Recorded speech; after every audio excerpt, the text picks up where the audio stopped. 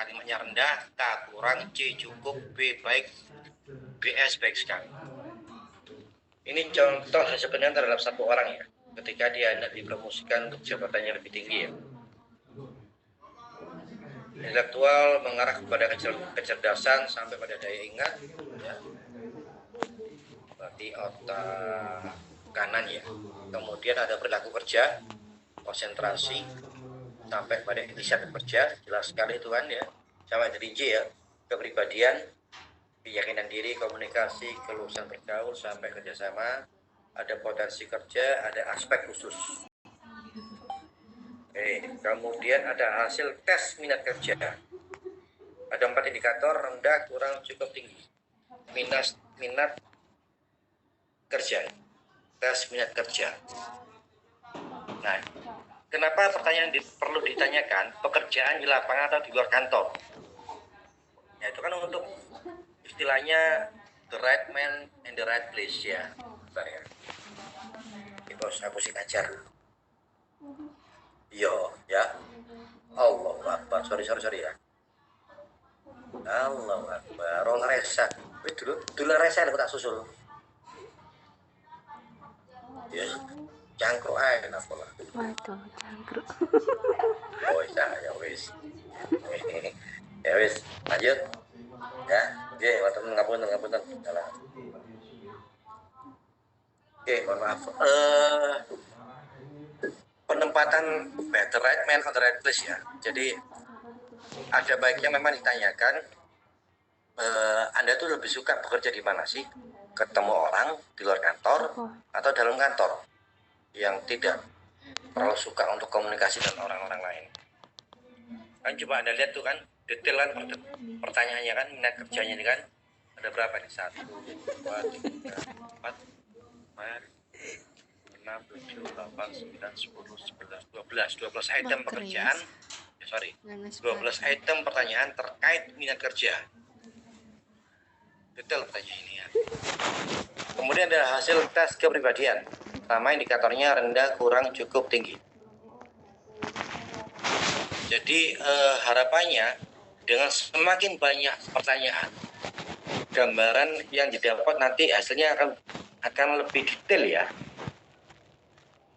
Oh, ada kebutuhan untuk mencari pengalaman baru, ada kebutuhan untuk menjadi pusat perhatian. Kalau ini sih mungkin orang-orang yang suka selfie ya, update status di mana ya kan, kebutuhan untuk menjadi pusat perhatian itu kan ya tinggi. Kebutuhan untuk agresi, mencela orang lain. Pertanyaan sangat apa ya, sangat pribadi nih. Orang tentu akan, mungkin kita susah untuk mendapatkan orang mau jawab jujur ini. Paling semuanya mungkin jawab rendah, tapi siapa tahu dia menjawab jujur. Oke, ada evaluasi terhadap kemampuan manajerial, problem solving. Nah, ini kan untuk level supervisor memang harus punya kemampuan problem solving, karena dia kan menghadapi anak buah, di mana anak buah itu banyak sekali permasalahan yang harus dia tampung untuk selesaikan. Bagaimana dia mampu untuk merencanakan, kemampuan untuk mengorganisir, kemampuan untuk pengawasan sampai pada penjaga rahasia. Oke. Ada 5 indikator penilaian, baik, rendah, kurang, cukup, baik, dan baik sekali. Kemampuan lobbying, manajerial. Detail kan ini kan ya, apa aspek-aspek yang dinilai ini kan. Nah, ini grafik kecepatan dan daya tahan kerja. Kalau melihat grafik ini kan, dia relatif di angka 60 ya. Rata-rata di angka 60 ya. Kategori cukup ini. Nah, keterangan grafik ini adalah, grafik ini dibuat berdasarkan hasil tes Kraepelin. Nah, tes ini saya pernah lakukan ketika masih cari kerja dulu. Tes Kraepelin ini, kalau nanti silakan Anda browsing lah. Setahu saya diberikan sebuah kertas seperti koran ya, sampai semeja penuh itu. Isinya adalah tambah-tambahan dan ngisi beberapa pertanyaan. Dan itu pun dibatasi waktu itu. Jadi benar di situ dituntut untuk ketahanan tubuh, ketahanan mental, fisik itu harus harus kuat ya. Dan kalau juga melihat inkonsistensi seseorang. Jadi ketika ada satu pertanyaan muncul di nomor 1, nanti akan muncul pertanyaan yang sama persis di nomor 20 misalkan. Nah, itu tujuannya adalah untuk melihat konsistensi orang ini. Ketika disodori pertanyaan yang sama, jawabannya berbeda enggak? Nah, bagusnya pertanyaan nomor 1 tadi itu tidak diletakkan di nomor 5, tapi ngulangnya mungkin di angka pertanyaan ke-50 lebih lah. Mungkin dugaan saya supaya orang lupa. Jika sudah mengerjakan banyak soal, ternyata dia menemukan pertanyaan yang sama, dia baru ingat, tapi dia lupa. Menjawab apa? Apabila dia ingin melihat ke belakang, itu otomatis dia butuh waktu kan. Sedangkan tes Kraepelin ini dibatasi waktu. Ada ratusan soal kan salah. Masing-masing soal dikasih waktu 5 detik apa 10 detik. Oh yang saya ingat gini ya, ketika si pengawas tuh ngomong start ya, dia memukul meja ya, kita kerjakan. Nah ketika dia ngomong berhenti, kita harus pindah ke sesi berikutnya. Jadi tes Kraepelin itu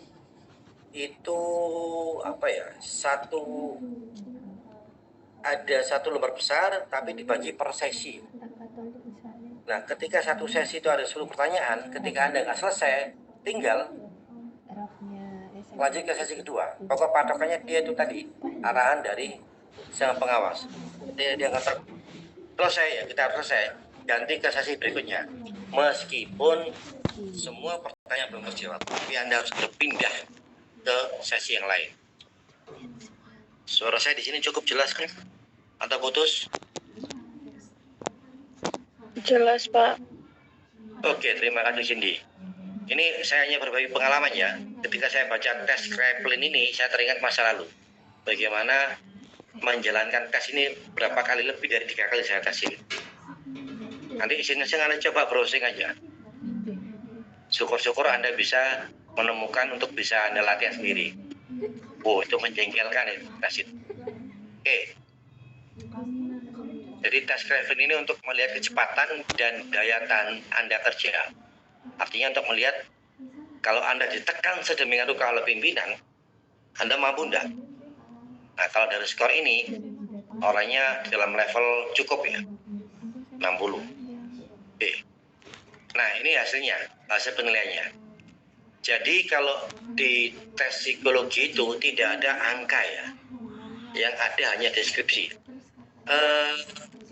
Sandy Fitriani, waktu SMA dulu Anda pernah nggak tes untuk pemilihan minat dan bakat?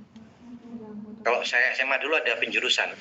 Sebelum milih, kalau zaman saya dulu kan ada IPA, IPS dan bahasa A1, A2, A3 ya. Nah kalau zaman Anda ada nggak tes psikologi itu yang dilakukan oleh pihak sekolah? Sepertinya tidak, nggih, Pak. Sama sekali nggak ada tes bakat itu. Sepertinya enggak, Pak. Lupa saya. Les, Anda pernah les nggak? Ikut les nggak waktu SMA? Berarti putih sekarang dong. Boten, Pak. Jessica, Saya SMK, Pak. SMK? Keluar hitam kok di rumah terus ya? Iya, Sandy. Enggak, saya SMK. Anda mulai penjurusan tuh kelas 2 apa kelas 1-nya mulai penjurusannya?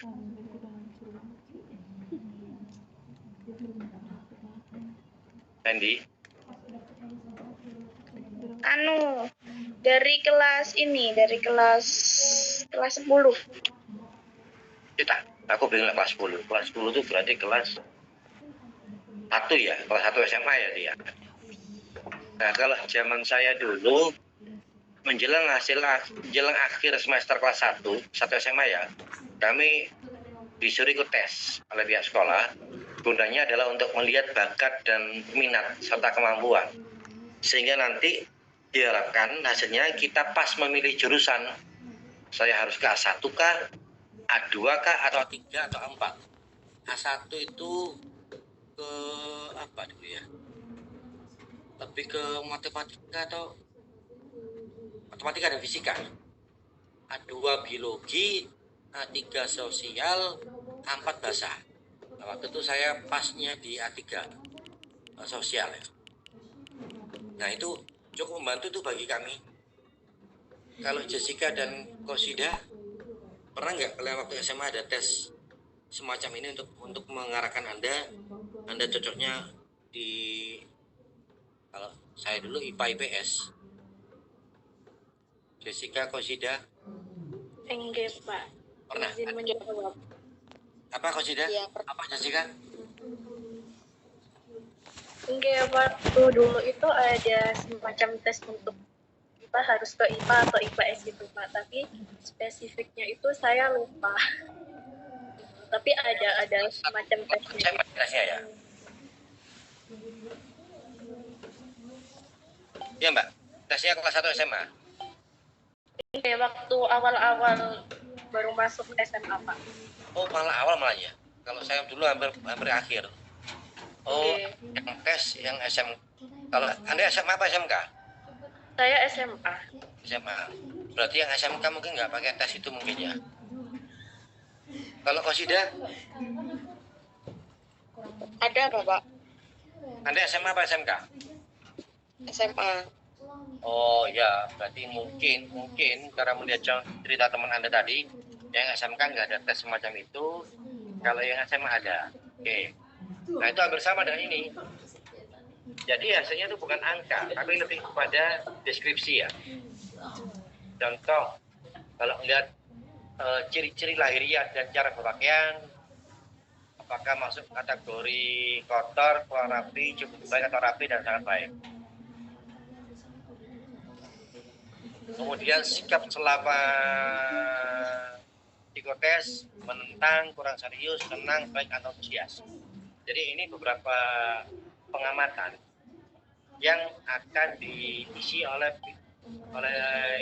yang penilai. Kemampuan dalam memahami instruksi, sikap ketika berbicara, sampai pada tanggapan atas daya pikat. Oke, kita lihat hasilnya sekarang ya. Nama X akan dirahasiakan, IQ-nya 110, kategori di atas rata-rata. Kemudian hasil evaluasi tes adalah cukup memenuhi syarat untuk posisi supervisor dengan pembinaan. Nah, catatannya ini, dia dikatakan cukup memenuhi syarat untuk posisi supervisor, tapi dengan catatan pembinaan pada aspek leadership. Inilah kelebihan ciri dari tes psikologi ya. Mereka tidak melihat gagal atau lulus atau apalah, tapi indikatornya adalah cukup. Nah, bahan pertimbangannya adalah kemampuan kecerdasannya secara umum cukup baik, hanya saja kemampuan analisa serta pengetahuan umumnya cenderung masih kurang. Bukan berarti ia tidak mampu, kurang mampu. Ia hanya lebih suka menyelesaikan masalah secara praktis. Di sisi lain, daya ingat dan yang dimilikinya nampak cukup baik. Sikap dan perilaku kerja menunjukkan dampak positif dan seterusnya dan seterusnya. Ini ada gambaran umum tentang kemampuan manajerialnya. Dan hasil akhir adalah kesimpulan dan saran. Pada dasarnya, secara potensinya berkembang cukup baik, dari segi intelektual cukup memadai, sikap serta perilaku kerja juga positif. Untuk bidang pekerjaan yang sudah dikuasai, ia dapat diharapkan bekerja dengan baik. Ia dapat diharapkan. Hanya saja, sebagai seorang supervisor, hendaknya ada training guna meningkatkan kemampuan kepemimpinannya. Jika memiliki dasar pemimpin yang kuat dan terarah, di depan bisa bekerja optimal. Ini contoh dari hasil tes psikologi, metode penilaian masa kini.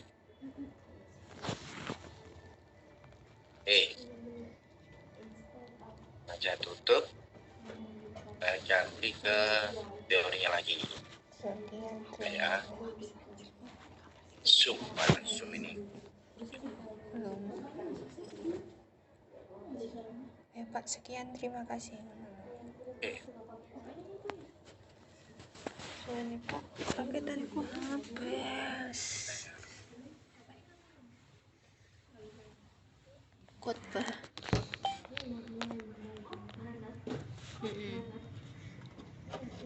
Emang Kristen tahu khotbah kan? Baik. Ayo. Ama betul Bapak ini. Bentar, sebelum ke sini saya beri contoh lagi tes assessment ya. Bentar.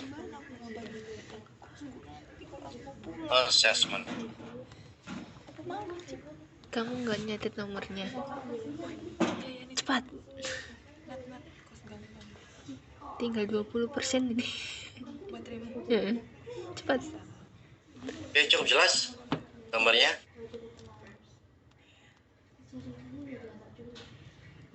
Halo.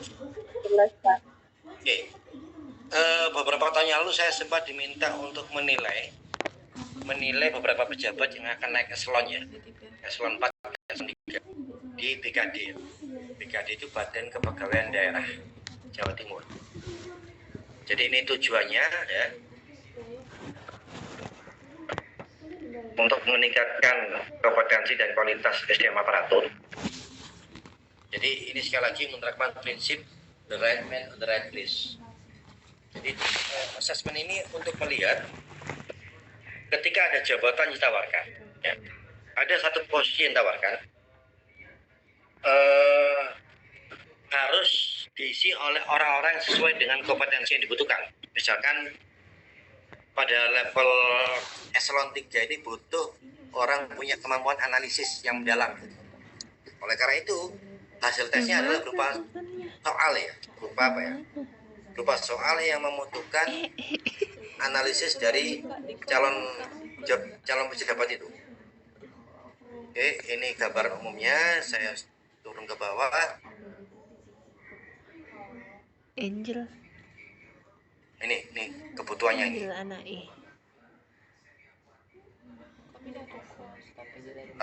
Butuh sebanyak 31,91% yang belum dilakukan assessment.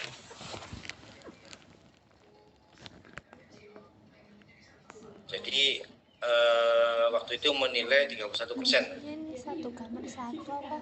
Satu kamar satu. Oke. Nah, tujuan dari assessment ini untuk mengetahui kesenjangan kompetensi antara kompetensi yang dimiliki dengan standar kompetensi yang dibutuhkan. Ini hampir sama dengan mata kuliah ABK ya, ANJAP ya. Karena sudah dapatkah mata kuliah itu ABK ANJAP? Terus? Sudah, Bapak. Nah, kalau sudah lebih enak malah. Jadi dalam sebuah jabatan itu kan memerlukan kompetensi yang harus dimiliki oleh orang-orang yang untuk menduduki jabatan itu. Misalkan kalau baju ukurannya XL ya berarti orang yang punya postur badan besar yang bisa memakai